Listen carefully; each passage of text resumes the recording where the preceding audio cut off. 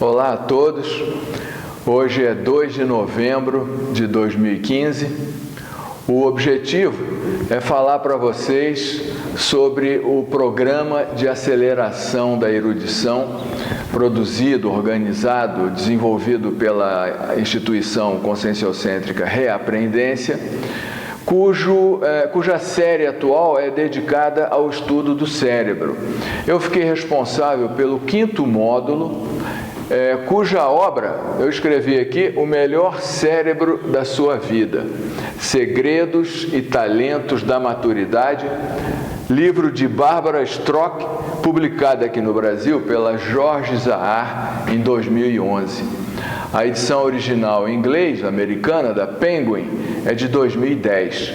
A Barbara Strock, ela durante muitos anos, ela foi responsável pelo caderno de Ciências e Saúde do New York Times. Então, editora desse caderno do New York Times durante muitos anos. Então, é uma obra muito interessante, muito rica e que eu resolvi então falar para vocês porque vale a pena a gente discutir, a gente debater, a gente estar atento aí ao conteúdo dessa obra. Em primeiro lugar, eu quero falar para vocês, eu dividi aqui em 5 itens, 5 pontos mais importantes para me orientar aqui, para falar para vocês sobre essa obra. Então, em primeiro lugar, boas novas da neurociência, ou seja, existem boas novas, existe um conhecimento atual sobre o cérebro da meia-idade, muito interessante, muito rico e que vale a pena a gente discutir, a gente saber isso aí. Então, por exemplo, se pensava anteriormente que já a partir da adultidade o cérebro estaria se deteriorando, morro abaixo, sem solução. E não é isso, então. As boas novas, elas apontam uma ideia diferente, ou seja, o cérebro, embora ele tenha perdas, embora ele passe por processo de aumento de dificuldades, degeneração em certos sentidos, em outros sentidos o cérebro melhora. Então, é importante a gente atentar para isso daí. Perdas, distrações, muito comum a pessoa, aonde eu pus a chave? Cadê a chave? Aonde está a chave? Né? O fogo, será que eu desliguei o fogo? A porta, fechei a porta. Nesse sentido, essas distrações, elas realmente pioram, elas ampliam na meia-idade, mas, por outro lado, o vocabulário aumenta, amplia, uma orientação espacial também se desenvolve, a lógica, o raciocínio, o discernimento pessoal, ele amplia. O nosso potencial na meia-idade cerebral é superior àquele que a gente tem na idade adulta e superior mesmo àquele que a gente tem na juventude. Importante, em primeiro lugar, a gente caracterizar o que vem a ser a meia-idade. O que vem a ser a meia-idade? No início da obra, ela dá lá uma faixa.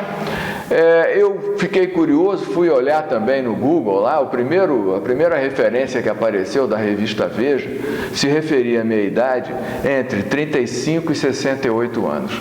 A obra Homo Sapiens Reurbanizatus caracteriza a meia-idade entre 40 e 65 anos. Agora, a autora já no final do livro, na conclusão do livro, ela mostra uma pesquisa que é interessante a gente conhecer no seguinte sentido. Uma pesquisa mostrou que seria válido, seria interessante caracterizar a juventude, aquela pessoa que tem 1%, até 1% de chance de morrer no ano seguinte.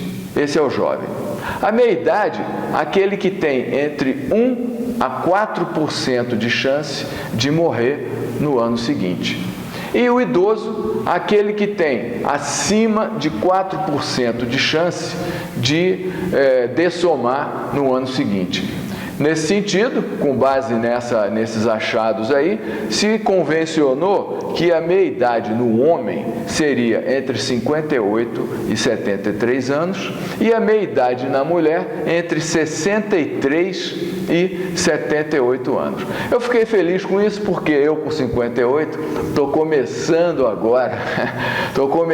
agora a meia-idade e vou estar em condições de fazer uso aí das vantagens cerebrais da meia-idade, que é o nosso próximo ponto. Mas antes de falar das vantagens cerebrais da meia-idade, quero mostrar para vocês um ponto muito interessante, que é o seguinte: ela discute no livro o seguinte, que as pesquisas realizadas em jovens apresentavam, em termos cerebrais, as pesquisas em jovens apresentavam resultados muito parecidos.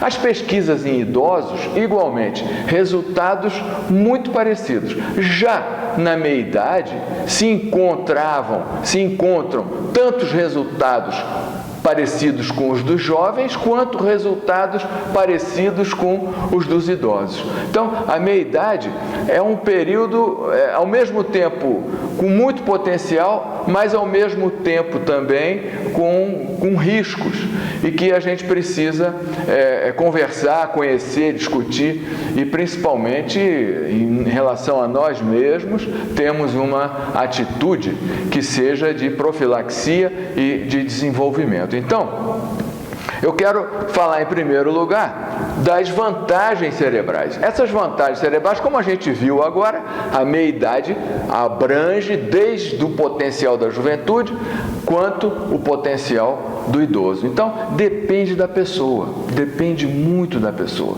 Cada um tem o cérebro que treinou, que desenvolveu, que trabalhou. Por esse lado, a gente precisa chamar a atenção para um primeiro ponto que a autora abordou, que é o da reserva cognitiva, ou seja, um vigor, uma proteção cerebral atrelado ao modo com que a pessoa trabalha o cérebro dela. Vamos ver o seguinte: a partir dessa reserva cognitiva, como é que a gente desenvolve, né? Como é que a gente chega à destreza mental, destreza mental, ou seja, pessoas que com a idade vão se tornando muito bons naquilo que fazem. Ela dá diversos exemplos. O jogador, o arremessador de beisebol, ele na meia-idade, ele perde força. Ele compensa essa perda de força com efeito, com decaimento da bola. Ela fala também do Arthur Rubinstein, pianista, que perde agilidade nos dedos, um pouco de velocidade, mas ele tem uma sensibilidade maior para a utilização do ritmo e do contraste musical que ele consegue alcançar. Ela fala também de controladores aéreos. Nos Estados Unidos, por exemplo, eles são obrigados a se aposentar com 55 anos. Já no Canadá, eles são aposentados com 65. Foi feita, então, uma pesquisa com controladores acima de 55 e se observou que eles perdem um pouco de velocidade na operação.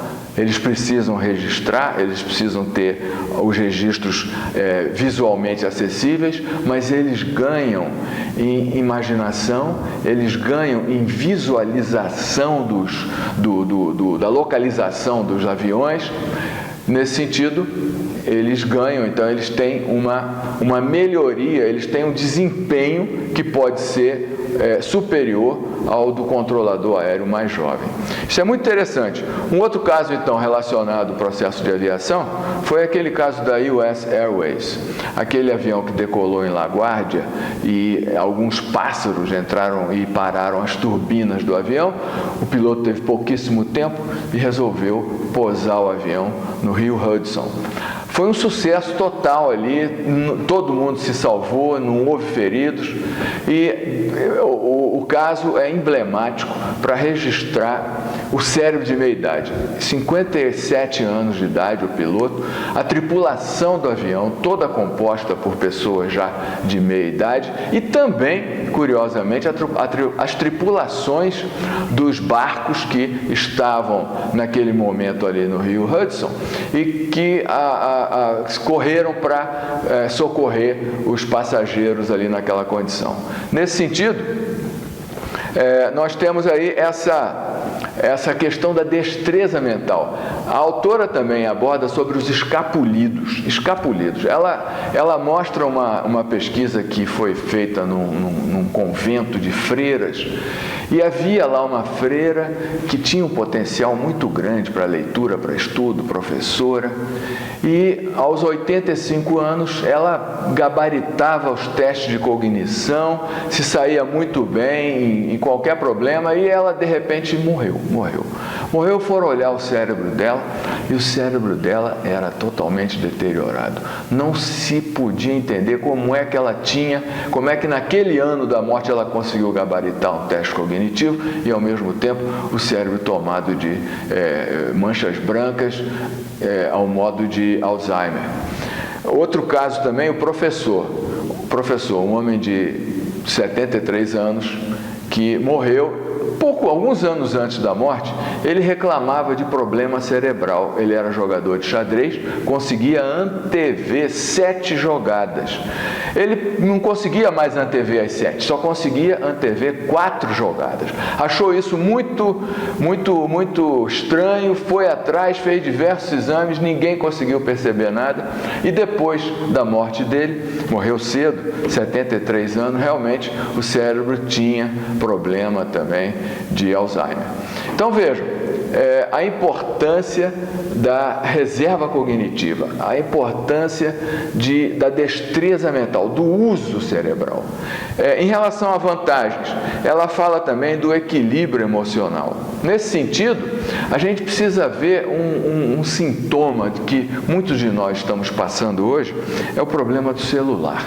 É o problema do computador, é o problema da dispersão. São muitas e inúmeras fontes dispersivas e isso a gente dispersa demais, a gente perde poder de concentração pelos problemas emocionais de consultar o WhatsApp, consultar e-mail, mandar mensagem, chegou um barulhinho, você vai olhar o que é. Então, cada vez mais, a gente está com um nível de atenção reduzida, consequentemente, a gente está com desequilíbrio emocional e isso prejudica o cérebro. Então vejam aí a importância do equilíbrio emocional e de a gente desenvolver o cérebro através da manutenção e ampliação do nosso nível de concentração. A leitura, o foco nas atividades, isso é fundamental para melhorar o cérebro da pessoa, para ela não ficar sujeita, não ficar submissa ao processo emocional. Então, nesse sentido, um outro dado interessante em termos de vantagens cerebrais é a questão do paradoxo sabedoria-egocentrismo. Paradoxo, sabedoria, egocentrismo. Isso é o seguinte, observou-se que aquelas pessoas que saíam melhor nos testes de sabedoria, igualmente, essa sabedoria estava relacionada a uma abordagem social, estava relacionada ao interesse e ao cuidado com os outros. Já as pessoas que saíam melhor nos testes de egocentrismo, a sabedoria era menor. A diferença então é sabedoria igual assistência. Diferente de egocentrismo. Egocentrismo igual menor sabedoria, consequentemente, baixo nível de assistencialidade. Então, muito importante isso daí. Outra questão, em relação às vantagens do cérebro da meia-idade, por exemplo, em relação ao jovem, é a bilaterização, ou seja, o uso dos 2 hemisférios.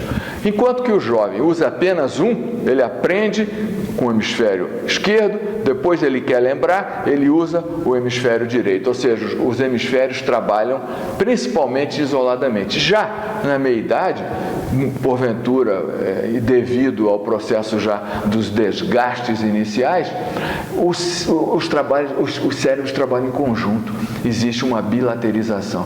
Isso é muito interessante, né? Daí, as pessoas se referirem,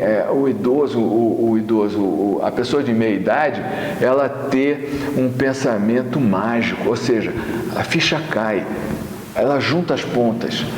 o pensamento se completa, a ideia se forma, muitas vezes espontaneamente, devido à agilidade e à organização cerebral. Muito interessante esse ponto. Outro ponto, a neurogênese. Neurogênese, uma pesquisa realizada em camundongos, mostrando camundongo na inércia, parado, sem fazer nada. E o camundongo que tem lá aquela rodinha que ele corre na rodinha. E esse camundongo, conforme o nível ali de corrida que ele alcançava, no giro denteado, no setor do hipocampo, uma área crucial da memória, eram formados novos neurônios, ou seja, a neurogênese. Nesse sentido, essa ideia de que os exercícios, o aumento do batimento cardíaco, ter influência e ter relação com a neurogênese, com a produção de hormônio. Veja, não é musculação, não é alongamento, mas o aumento do batimento cardíaco no sentido de produção de neurônio na questão da neurogênese. Eu quero falar também o seguinte, nesse sentido, seria importante as pessoas reduzirem a discriminação em relação aos mais velhos. Isso a gente vai ver cada vez mais as pessoas sendo melhor utilizadas e aproveitadas. Então a gente precisava, a indicação lá da autora, a gente precisava de olhar as pessoas como se elas fossem 20 anos mais novas, porque isso valoriza e isso melhora o potencial da pessoa, né? Porque todos nós temos muito a contribuir aí uns com os outros. Muito bem, a gente viu então algumas vantagens. Quero brevemente aqui falar sobre limitações da obra. Em primeiro lugar, a gente precisa considerar o seguinte: infelizmente, a autora Barbara Strock, ela dessomou, ou seja, ela morreu no dia 15 de abril de 2015, agora esse ano, há poucos meses. Vejam, ela na conclusão, ela fala que esse trabalho visava a qualidade e a extensão da vida. Infelizmente, não funcionou para ela. Nesse sentido, o que eu queria falar para vocês é o seguinte: esse livro, ele é um retrato da nossa ciência atual. Vejam, ela foi editora do Caderno de Ciências de um dos maiores periódicos do mundo, né, New York Times. E ela sobreviveu menos 5 anos em relação à publicação dessa obra. Então, isso é uma coisa muito interessante que a gente precisa analisar, que a gente precisa considerar. Ela morreu de câncer de mama, né? E quando que esse câncer começou? Como é que isso se deu? Eu fiquei muito curioso para saber maiores informações, mas não as obtive. Eu li alguns obituários, mas não se entrou em detalhes. Mas o importante, então, eu vejo que é o modo de relatar os pesquisadores também que ela utilizou no livro. Então, ela falava, ela fez muitas entrevistas, muitas consultas das pessoas, e quando ela os encontrava, algumas vezes presencialmente, ela falava como que ele estava vestido, a fisionomia, o local, descrevia o local, e eu acho que ficou um pouco a desejar em termos de falar como e por que aquela pessoa pesquisou aquele tema. Nesse sentido, a obra, ela tem uma abordagem tão superficial, uma abordagem teórica, uma abordagem inconclusiva. Em primeiro lugar, não há uma definição dos critérios utilizados para a seleção dos textos. Diferentemente de uma revisão sistemática, onde existe um consenso e o modo pelo qual vão ser levantadas as pesquisas, ela levantou muitas pesquisas interessantes, mas para quem está lendo sem a menor noção do porquê e como ela chegou naquelas pesquisas, por que aquelas pesquisas e não outras. E as pesquisas que ela chegou foram pesquisas inconclusivas no sentido de não definir parâmetros, não definir especificações. Por exemplo, alimentação. Ela fala a importância da alimentação, a gente vai ver aqui em seguida, a importância da alimentação, mas quanto? O quê? Que percentual? Exercício. Quanto? O quê? Que percentual? Ela só diz aumentar batimento cardíaco, mas não diz quanto e de que modo. Então, em geral, ela dizia, não há dados conclusivos, não há dados para se poder especificar parâmetros. Beleza, mas então essa é uma limitação da obra, essa ausência de especificações, e eu podia também falar sobre algumas omissões. A obra não fala da importância do sono para o cérebro, das dificuldades dos idosos em relação ao sono, a qualidade do sono, não fala de gestão de estresse, não fala de hormônios, não fala praticamente nada de vitaminas.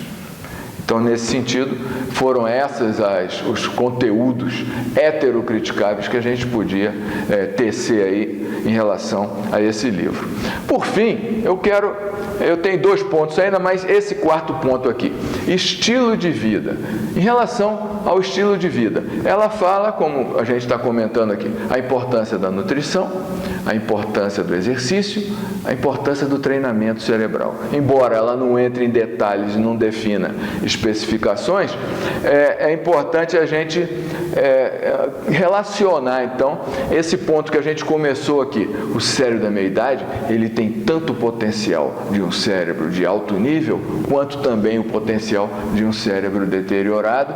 Depende do uso que se faz do cérebro, depende do combustível da alimentação, depende do modo que o corpo físico é movimentado e depende também do sono. Por esse motivo, eu queria falar sobre estilo de vida, abrangendo, em primeiro lugar, a nutrição, a importância da pessoa se alimentar bem. Eu quero dedicar aqui um vídeo aí oportunamente para falar sobre nutrição. Tenho muito estudo, tenho me dedicado bastante a conhecer melhor aí, devido à minha idade, a responsabilidade que eu quero ter para o meu cérebro funcionar bem, então tenho estudado bem. Eu vejo que existem 3 linhas principais de processo de nutrição. Uma linha, a dieta paleo ou a dieta cetogênica. Outra linha, a dieta mediterrânea. E outra linha, a dieta vegetariana. As 3 dietas, elas têm pontos em comum e elas têm evitações.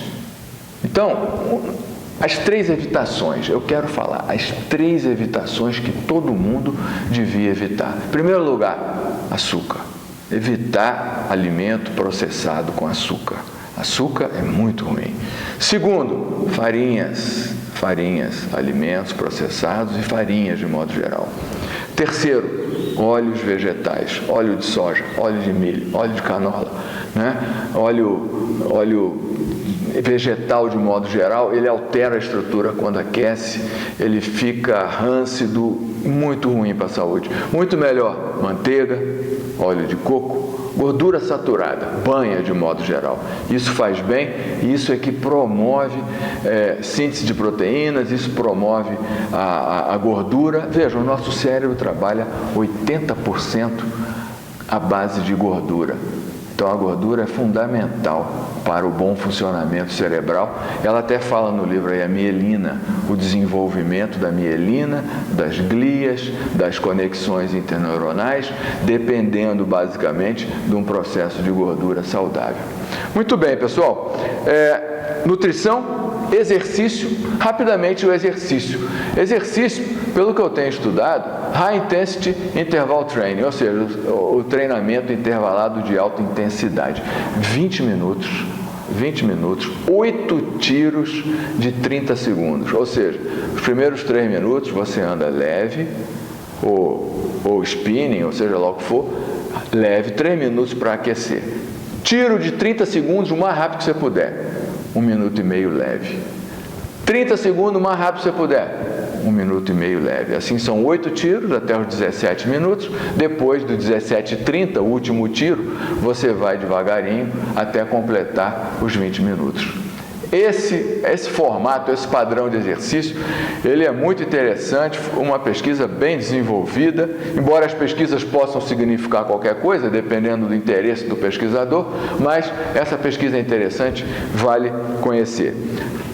Treinamento cerebral. Eu preferiria chamar de gestão do estresse. Gestão do estresse, ou seja, a gente usa demais o sistema nervoso simpático em detrimento do parasimpático. O parasimpático acaba esquecido, não é? O simpático muito ativo reduz as habilidades digestivas, pouco ácido, pouca absorção, gera um problemão. Então a gente precisa trabalhar mais o parasimpático. Então, quanto mais a gente trabalha o parasimpático, processo de relaxamento, processo de meditação, processo de estado vibracional, trabalhar com as energias, a gente está reduzindo a frequência cerebral, a gente está permitindo o relaxamento que está associado ao parasimpático. O simpático associado, fight or flight, luta ou fuga. Então, o sangue vai para os músculos para poder atuar. O parasimpático, relaxamento, digestão. Os músculos vêm para a cabeça e para o estômago para favorecer o metabolismo. Então a gente precisa ter os dois trabalhando em harmonia e não o estresse do funcionamento desequilibrado do simpático em detrimento do parasimpático. Então, treinamento cerebral, muito sério. E por fim, o sono.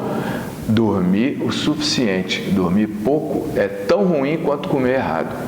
Nesse sentido, a gente precisa enfatizar a importância de uma boa, de um bom processo de sono.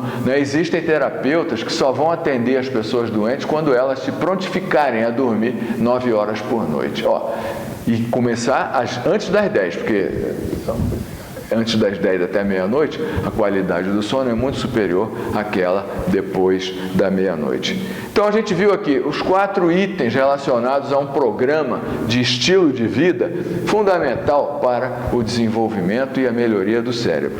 E para terminar, eu coloquei aqui, lucidez é escolha. O que eu quero dizer? A capacidade da gente decidir depende da nossa lucidez. Quando a gente está no automático, a gente não lembra, a gente não sabe, a gente não percebe, a gente entra na onda e a gente acaba sendo engolido na situação. Então daí a gente valorizar, a gente se preocupar, a gente priorizar o processo da nossa lucidez.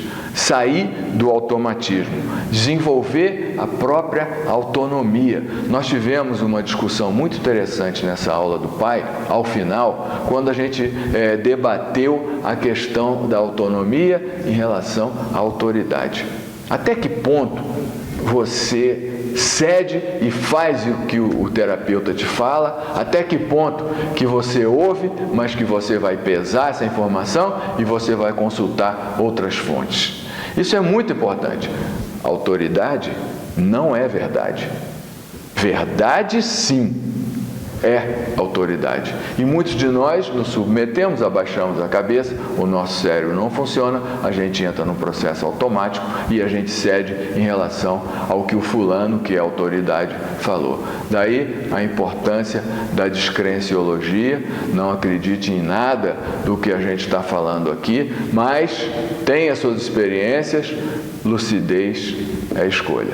É isso aí, pessoal. Obrigado pela atenção e um grande abraço. Valeu!